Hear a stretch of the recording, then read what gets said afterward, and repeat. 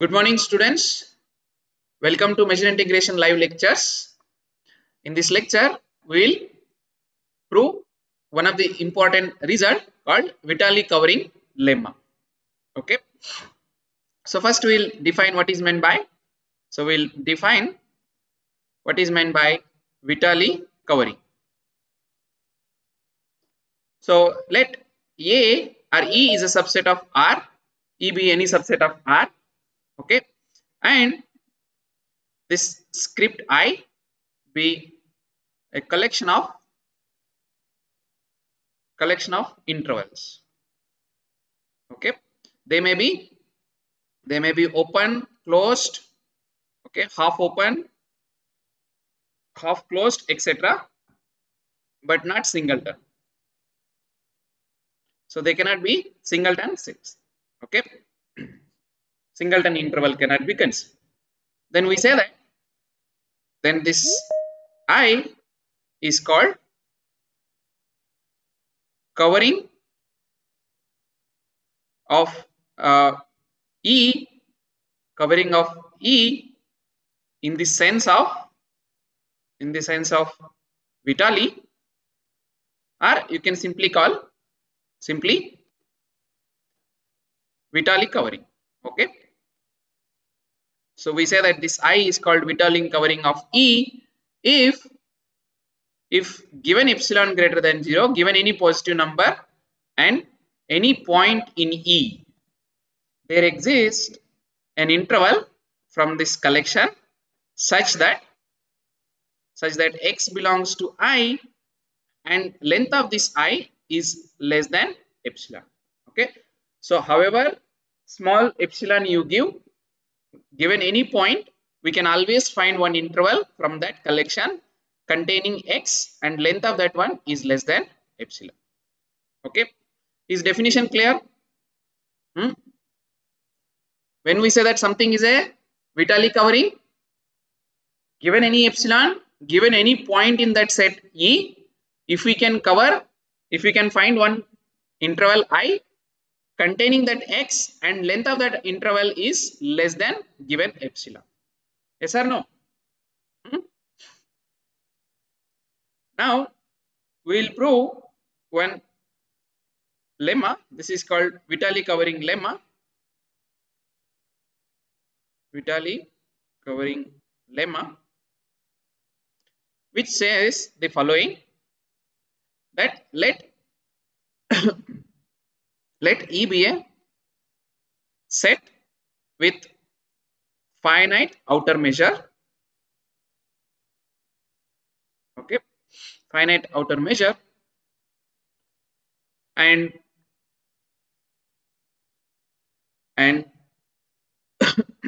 this I, whatever this script I, okay, I be a collection of or instead of writing every time collection, let I be a Vitali covering of this E. Okay, then given epsilon greater than 0, there exists any problem? Sir ते लिहिलेलं late दिसत आहे. Fine. Then, so given epsilon greater than 0, there exists a finite disjoint collection. You can call it I1, I2, say up to IN. Okay, disjoint collection of this I such that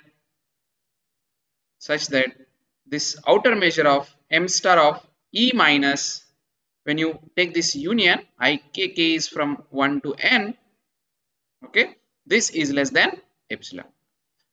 So what Vitali covering lemma says, if E is a set with finite outer measure and if you have a covering for E, then given any epsilon greater than 0, we can always find finitely many intervals from that covering I1, I2, In such that m star of E minus that union is less than epsilon. Is this clear? After removing that finitely many intervals, you can make it this less than epsilon, right? Fine. We'll prove this by, can you see the screen now? Hello? Yes, sir. Hi. Yes, You can see simultaneously, na? For example, how I am writing now, proof. Huh? There is no delay. yes, sir. Now, sir. Yes, sir. Okay. So we will do this by step. The first step is we'll assume whatever this covering we have, that intervals are closed intervals, because in the definition of covering they are not required that they should be closed intervals. But now we will see that this result, it is enough if we prove for closed intervals. So that is our step 1. So I will try to split into as much as steps possible so that you can easily follow it. Okay. The first one, without loss of generality, we can assume that the intervals in this covering are closed intervals. Okay. So step 1 is without loss of generality, we can assume that intervals in this script I are closed intervals. Why? Because this reason is that, see, if this I is a, because if this I, which is nothing but I, right? Okay, it is a covering, is an open, is any interval, not necessarily open or closed. So I is an interval. I is an interval. If suppose this is, if this is a covering of E, if this is Vitali covering,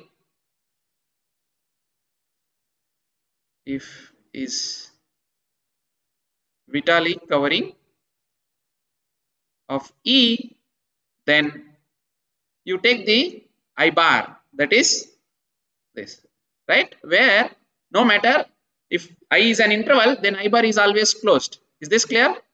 Yes or no? This will become now closed interval. Is also a Vitali covering. Why? Why it is a Vitali covering of E? Vitali covering. As if you take any x belongs to E, any x belongs to E, then there exists I in this one, in the first one, such that x belongs to I, and in this length of I is less than epsilon. This implies you can take for this I bar. Okay, I bar belongs to this, and x belongs to I, and I is contained in I bar, so therefore x also belongs to I bar, and we already know that length of I is same as length of I bar, right? So which is less than epsilon. Is this clear? So we proved that this is also a Vitali covering of E. Now what is m star of E minus? So if at all there is say suppose this I1 bar, okay, I2 bar and so on, In bar are disjoint such that this condition is true, that m star of this E minus union of Ik bar, k is from 1 to n. Okay, suppose if this is less than epsilon, then we can observe that this m star of E minus union of Ik, k is equal to 1 to n, is also less than epsilon, because these two are equal. This one is actually equal to m star of E minus union of Ik bar, k is from 1 to n. This is less than epsilon. Why these two sets are equal? Measure of these two sets are equal, because what is difference between these two sets? Only n points we have added. Is this clear? Yes or no? So from this one, we have removed even endpoints. Here endpoints are more. Yes or no? So at most 2n, because there are n intervals. So at most 2n endpoints we have added, 2n points. Yes or no? So which is finitely many set? Finitely many or not? That set is a finite set. Okay. Yes. But we know outer measure of a finite set is 0. Right? Yes or no? Yes, sir. So here, what is the reason? If you recall the result, that if m star of A is 0, okay, then m star of A union B is same as m star of B. Yes or no? So in Yes, this sir. one, what is our A? A is end points of those intervals ik's. Okay, then we know that m star of A is 0, right? And B is this set, and our set B is E minus union of ik is equal to 1. This one. Is this clear? Yes or no? Any problem? Because this set is bigger than this set. Only thing is the endpoints we have added here, right? So therefore, the first step what we can assume is whatever intervals we have, we can assume that they are closed intervals, and prove this result. Then it is true for any type of intervals here, right? Is step 1 clear?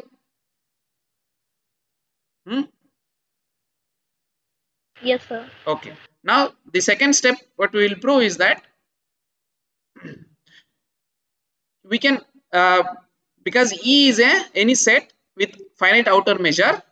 So since this m star of E is finite, there exists okay, sorry. So there exists an open set. There exists an open set O, okay, containing E such that this measure of O is finite. We have proved a result that whenever given a set A, there is always exist an open set such that containing that set and m star of O is less than or equal to m star of A plus epsilon, if you remember that. So from that it follows. Okay. Now what we will show is that for this open set and this intervals in this collection, every interval in this collection actually contained in U. So that we will assume. So we will assume that without loss of generality, every interval or closed interval I here is contained in O. Why? How we can prove this again? So we want to show that. So that is we want to show that if I belongs to I, then okay, I is contained in O. What is the proof for this? If you take any x belongs to E and E is, so if x belongs to E, then this O contains E, right? Then this x also belongs to O. If you have any difficulty with O, you can use U symbol, there is no problem, right? Open set. This implies by definition of open set, what we know? When we say that something is an open set, there exists a neighborhood delta greater than 0 such that this x minus delta and x plus delta is completely contained in that open set O. Is that clear? Yes or no? So yes, if you draw this, you have x minus delta and x plus delta, and you have x here, and this interval is contained in O, right? Also as x belongs to E, right? As x belongs to E and say delta by 2, you take this delta by 2 greater than 0. So by definition of this Vitali covering, what we know? Given any x, given any positive number, there exists an interval containing this, satisfying this condition or not. So therefore, so what we'll get? There exists an interval I, right? So there exists, this implies there exists, you can call it some interval I from this collection such that this x belongs to I, length of this I is less than this delta by 2. Okay. So now tell me from this, from here, whether I is contained in O or not. Why I is contained in O? Because what is the distance of length of this one, this part? Length of this part is delta, yes or no? X minus delta and x, what is the length of this one? Is delta, right? Okay. Now x belongs to I. That means your I is somewhere, I should be, x should be belongs to I, right? So your I should be something like this. But if it is more than this, can it possible? Because this distance itself is delta and your length of I is less than delta by 2. So your obviously your I should be something like this. Is this clear? Yes or no? Yes or no? So what you can write here is that this I is contained in this x minus, okay, delta, even you can take delta by 2 also, there is no problem, and x plus delta, but this is contained in O, this implies I is contained in O, right? So for every x in E, we know there is some I, but that I is contained in O, so every I in this collection is contained in O. Is step 2 clear? Yes or no? Yes, sir. Okay. Now step 3 is that we'll choose intervals from this collection. Finitely many disjoint. How we'll select? So we'll write here so that you can remember. Choosing finite disjoint collection I1, I2 up to IN. How we'll select this? Okay. So we do this by something called just like mathematical induction. So let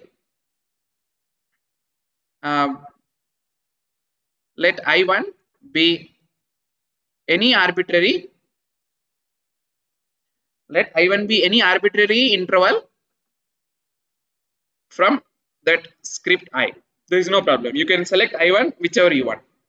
Then next time you select I2, which is different from I1. Okay. Which is different from I1. That means I2 intersection I1 is empty and so on. Okay. So assume I1, I2 up to IN intervals, disjoint intervals.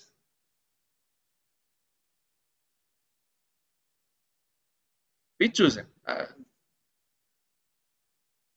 It is just like assume something is true for 1 and then assume for it is true for n, then prove it for n plus 1. That one. Okay. Now for this intervals, disjoint intervals. So if E is already contained in union of this ik k is equal to 1, k is equal to 1 to n, we are done. Why? Because then this E minus I union E minus of that one is an empty set. So m star of empty set is 0. So it is less than epsilon. We are done. Okay. So if this is not the case, then we can select IN plus 1 by inductively. Okay. So if this is not the case, then we will select IN plus 1 the following way. For this, first let you call it suppose KL, which is equal to supremum of length of I such that I intersection this ij is empty for all j1 to n.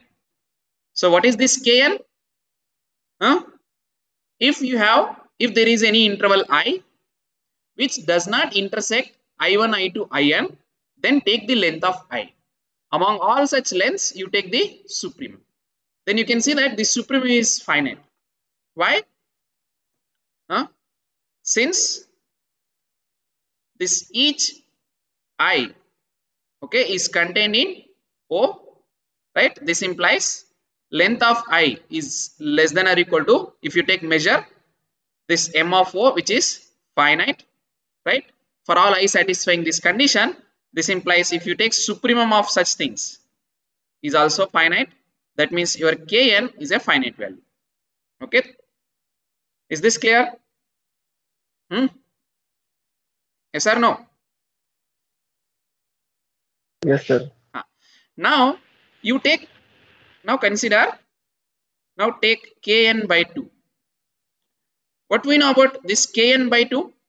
Because Kn is supremum of these things, then Kn by 2 is less than Kn. Yes or no? Kn by 2 is less than Kn, right? So therefore it is not a, that Kn by 2 is not a upper bound of this one, right? Yes or no? Kn by 2, if you take anything less than this Kn, then it is not an upper bound. That means what? Then there exists an interval, you can call it In plus 1. Okay, this belongs to the script I, right? Such that, so it is a member of here. What is meant by saying member of here?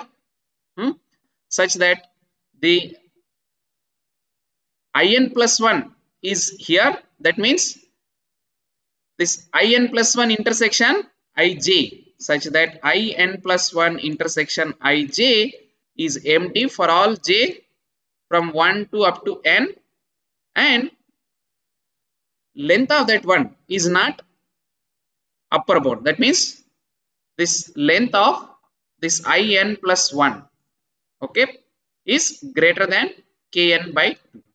Is this clear? Yes or no? Yes, sir. So what I am saying, this Kn is supremum. Supremum means is least upper bound. So even if you remove a small positive value from that Kn, so in particular actually we are taking half of that value.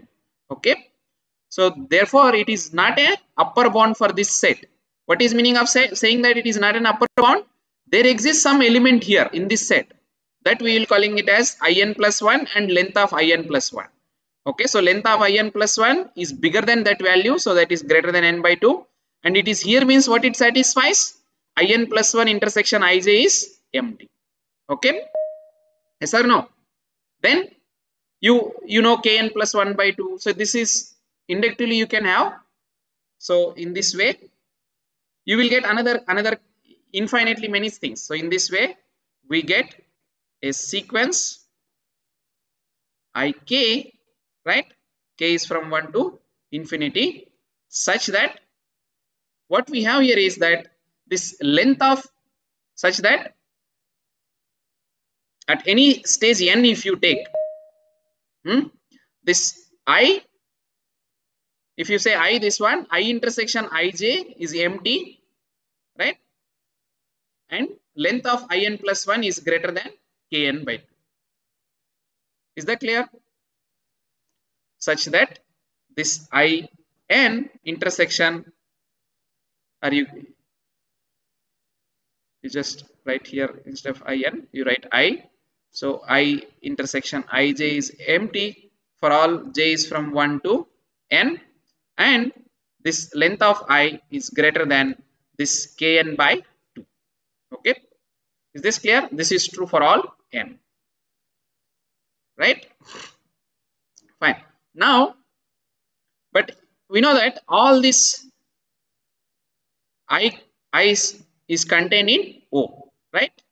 So as each Ik is contained in O, this implies this summation length of Ik that means length of ik is less than or equal to measure of O, right?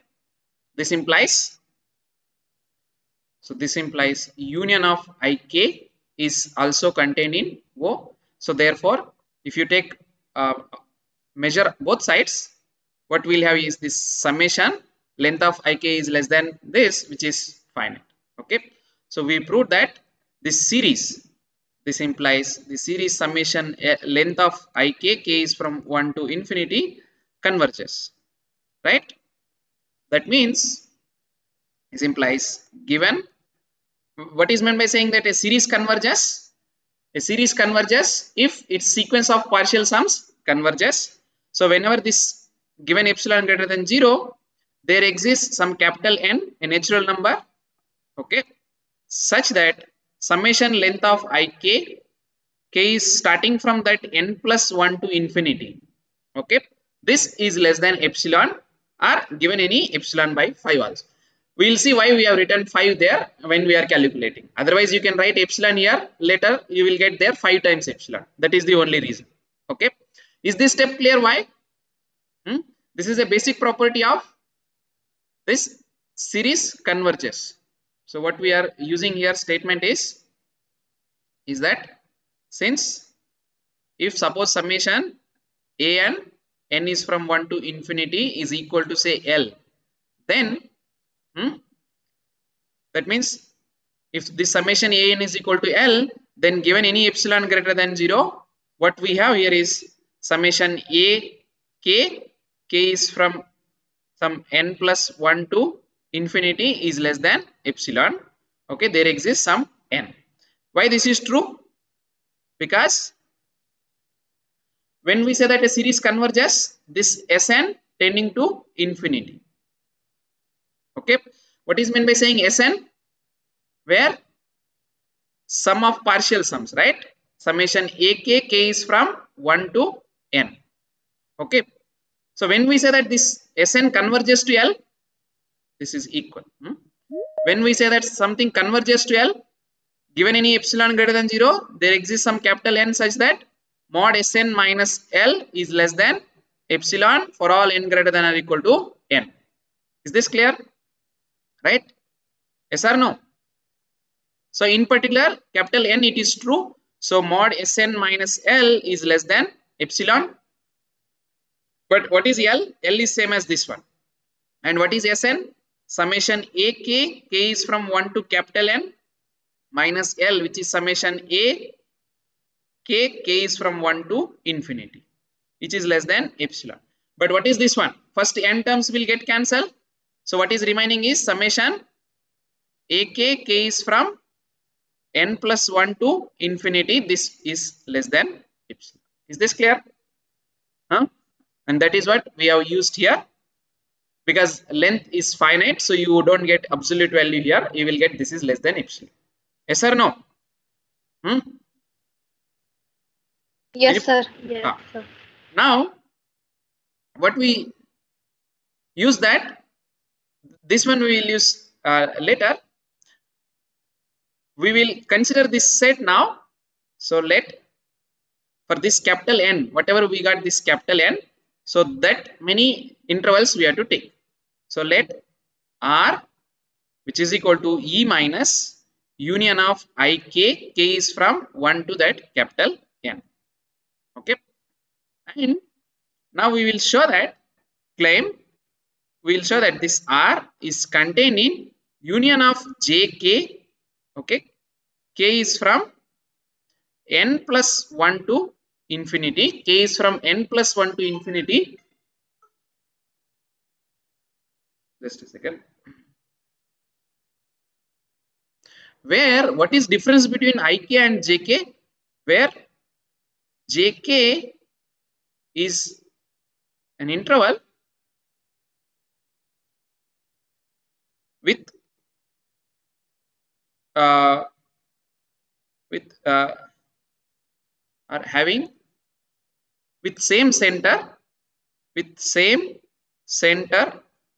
of ik, and the length of jk is 5 times length of ik. Okay, so what you can understand here is that, in simple words, if suppose this much is your ik, okay, then what is your jk? Whatever length it is, this is the center point. So center point of ik and jk are same, but length will be 5 times more than jk. Is this clear? So this is 1, 2, 3, 4, 5. So this much is your jk. Have you understood what is difference between ik and jk? Yes or no? This jk is and ik, the center point of those two intervals are same, but jk is 5 times bigger than ik. Is this clear? So only this much is your ik, and this entire thing, whatever you are having, that is your jk. Are you following? Yes, sir. Okay.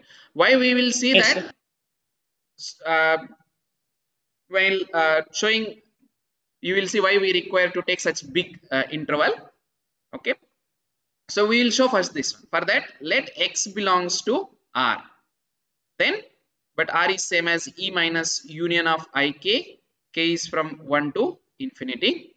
This implies x belongs to E, but x does not belongs to this union of ik.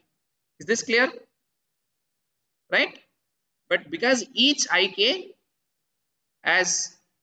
is closed, we have assumed that first step, we have assumed that they are all closed intervals. Okay, so union of ik is a closed set.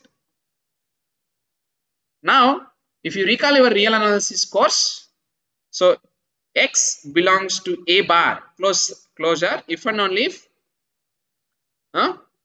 x belongs to a bar if and only for all epsilon greater than 0, this ball around x of epsilon intersection a is non-empty, right?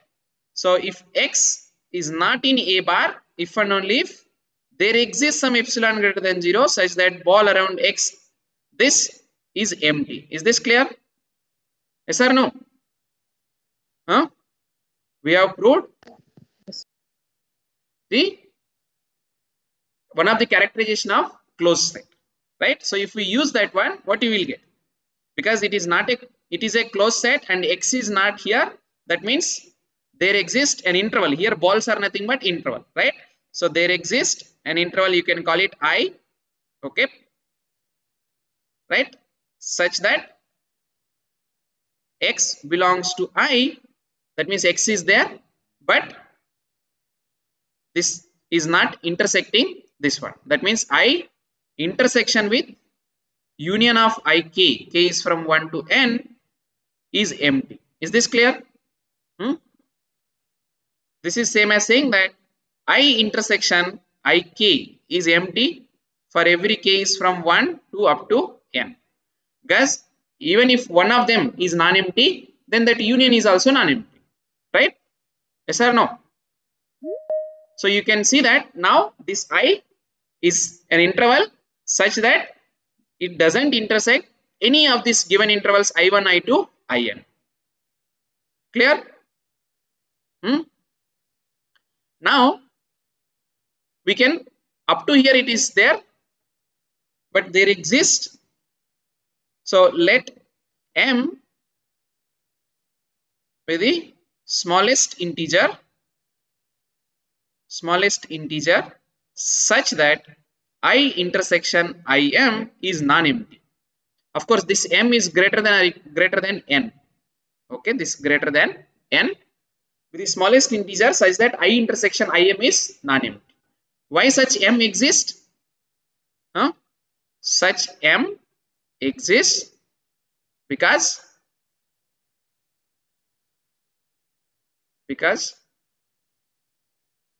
if suppose not, that means I intersection Im is empty for all m even greater than n also, then this I satisfy this condition, whatever we have written here, it satisfies, let me show this condition. Okay, that means length of each interval here, whatever we are getting here, that means length of each IM is greater than that half of length of that interval. Okay, this is true for all M.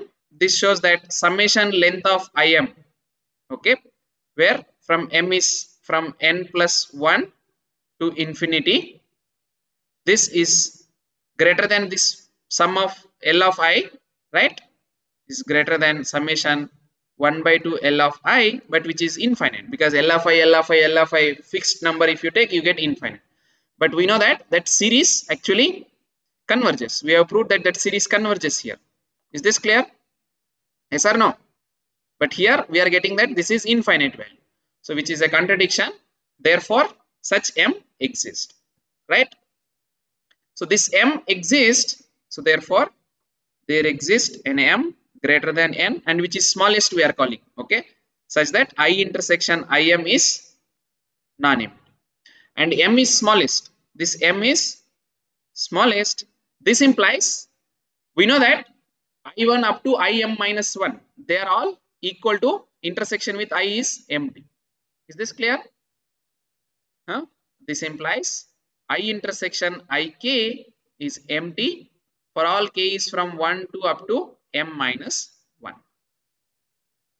Any problem? So we will, the idea is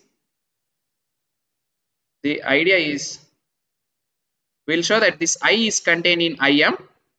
Then because our X is there in I, okay, so therefore X will be there in IM, right? That shows that if X will be there in not IM, JM. So we will show that X is there not in IM.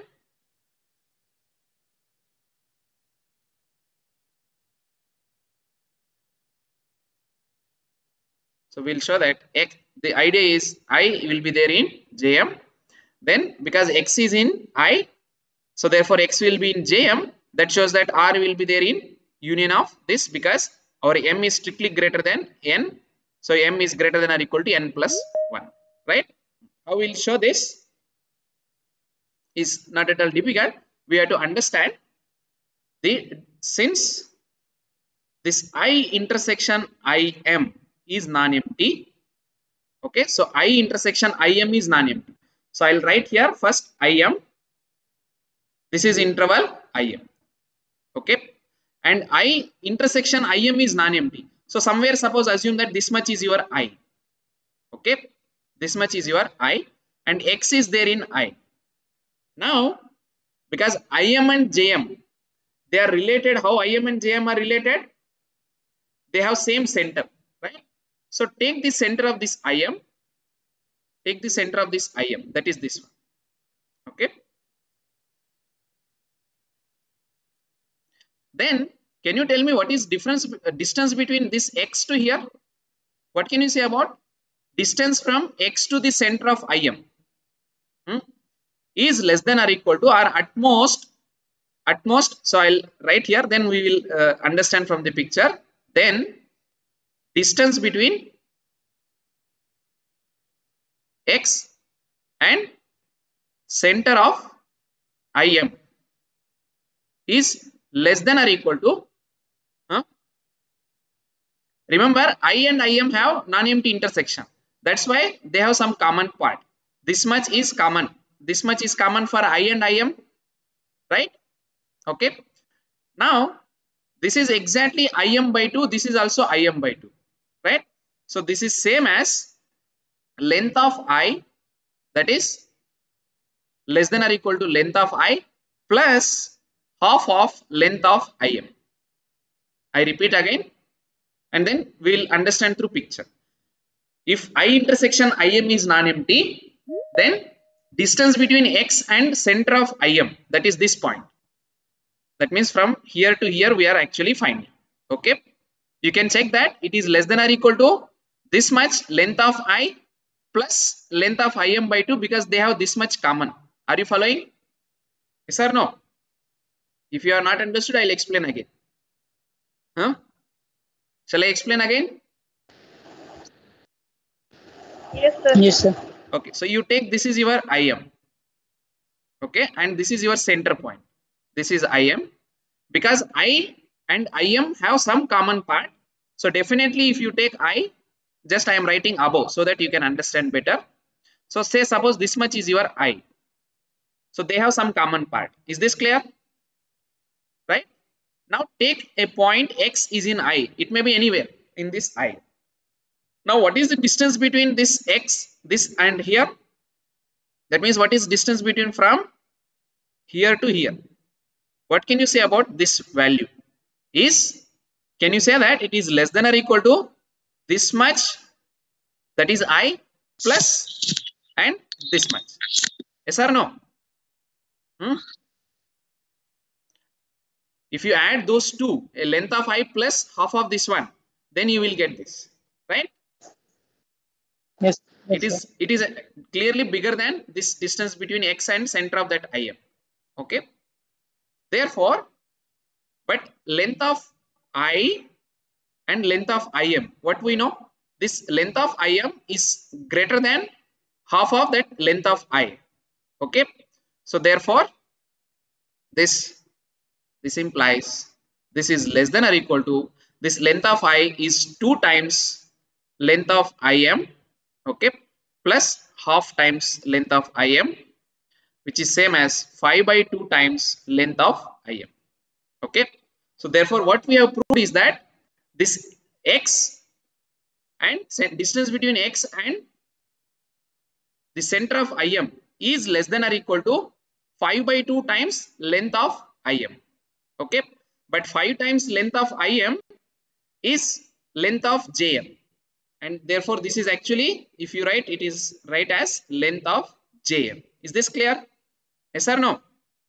Guys, 5 times length of IM is length of JM.